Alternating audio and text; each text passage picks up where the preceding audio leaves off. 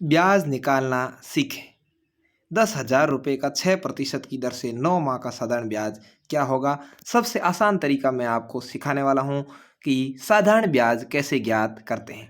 तो साधारण ब्याज ज्ञात करना सीखने के लिए वीडियो को अंत तक ज़रूर देखें और चैनल को सब्सक्राइब करने के साथ साथ बेल आइकन दबाएं, जिससे आपको ऐसे ही हेल्पफुल वीडियोज़ मिलते रहेंगे। तो शुरू करते हैं।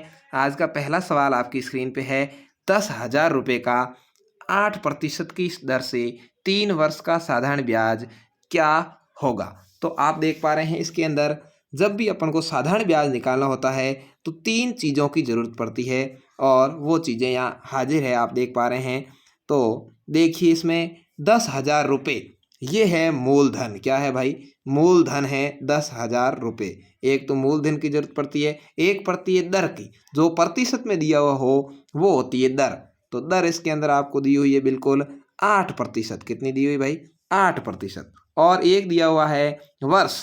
ये वर्ष या माह जो भी दिए हो ये होता है समय। तो तीसरी जरूरत पड़ती है वो पड़ती है समय की। तो यहाँ तीनों ही चीज़ें दी हुई है। समय है 3 वर्ष, दर है 8% और मूलधन है 10,000 रुपये। तो अब इसका साधारण ब्याज कैसे ज्ञात करेंगे? इसके लिए एक नॉर्मल सा फॉर्मूला है साधारण ब्याज ज्ञात करने का, जो आप देख पा रहे हैं।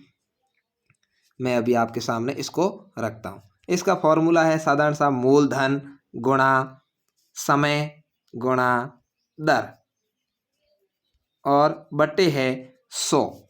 इस 100 किस लिए हैं? क्योंकि जो भी दर होती है वो प्रतिशत पे होती है और प्रतिशत हमेशा 100 पे निकलता है, इसलिए 100 बटा में आएगा। तो मूलधन को समय और दर से गुणा करके 100 का भाग देने पर साधारण ब्याज है वो आ जाएगा। तो देखते हैं कि 10,000 रुपये का 8% दर से 3 वर्ष का साधारण ब्याज क्या है। ये मैंने लिख दिया मूलधन 10,000 रुपये गुणा समय लिख दिया 3 वर्ष और दर लिख दी 8% की, बट्टे लिख देता हूँ मैं 100, जो अपना सूत्र था उसके हिसाब से। अब आगे देखते हैं।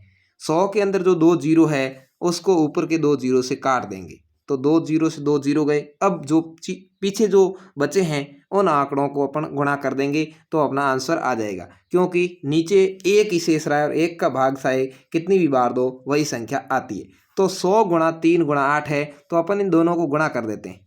8 को 3 से गुणा किया तो 8 3 24 और यहाँ 100 के अंदर जो पीछे 2 जीरो है इससे गुणा करें या भले ही इनके पीछे उतार दें तो 2400 रुपये। कितना रुपये ब्याज आ गया भाई? 2400 रुपये। तो इस तरह से 10,000 रुपये का 8% की दर से 3 वर्ष का जो साधारण ब्याज होगा वो होगा 2400 रुपये।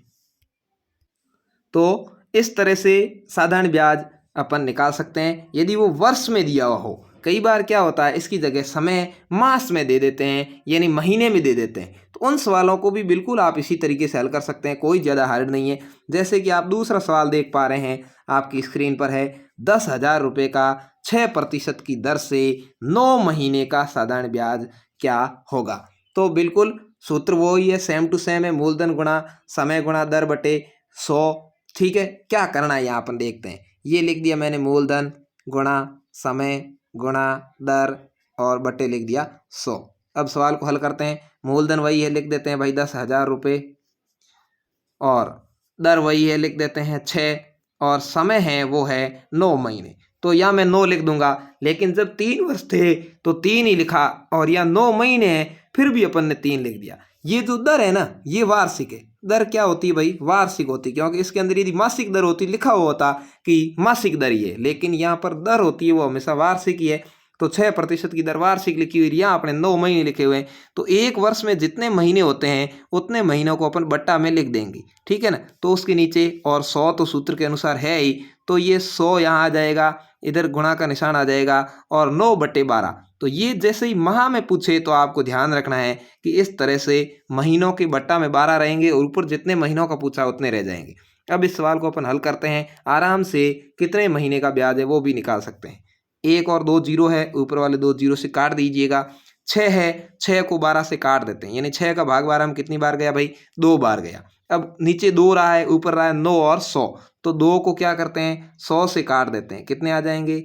50 आ जाएंगे। अब अपने पास में ऊपर 2 ही संख्याएं रही, एक रही 50 एक रही 9, तो अपन कर लेंगे 50 गुणे 9 और अपना ये साधारण ब्याज होगा। क्या होगा भाई? साधारण ब्याज होगा।